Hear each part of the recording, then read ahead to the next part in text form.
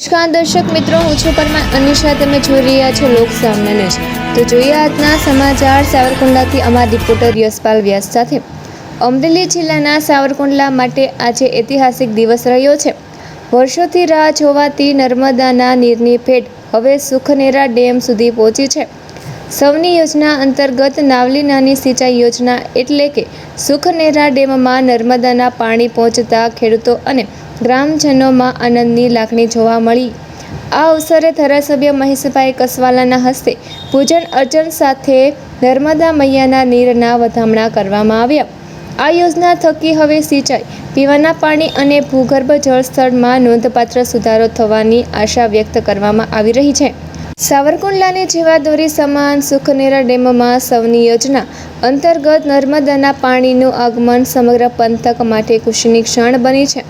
રાજ્ય સરકારના જળ સંપત્તિ વિભાગ દ્વારા લિંક 4 ફેઝ 2 હેઠળ પાઇપલાઇનના મારફતે નર્મદાનું પાણી ડેમ સુધી પહોંચાડવામાં આવ્યું છે. આ ઐતિહાસિક પ્રસંગે ધારાસભ્ય મહેશભાઈ કસવાલાએ પૂજન અર્ચન કરી નર્મદાના નીરના વધામણા કર્યા અને જણાવ્યું કે વડાપ્રધાન નરેન્દ્રભાઈ મોદીનું સૂકા વિસ્તારોની હરિયાળા બનાવવાનું સ્વપ્ન હવે સાકાર થઈ રહ્યું છે. તેમણે વિશ્વાસ વ્યક્ત કર્યો કે આ પાણીથી ખેડૂતોની સિંચાઈની સમસ્યાનો લાંબા ગાળાનો ઉકેલ આવશે અને વિસ્તારની સમૃદ્ધિમાં વધારો થશે. સુખનેરા ડેમમાં નર્મદાના નીર આવવાથી આસપાસના કૂવા, બોર અને વાવના પાણીના તળ ઊંચા આવશે.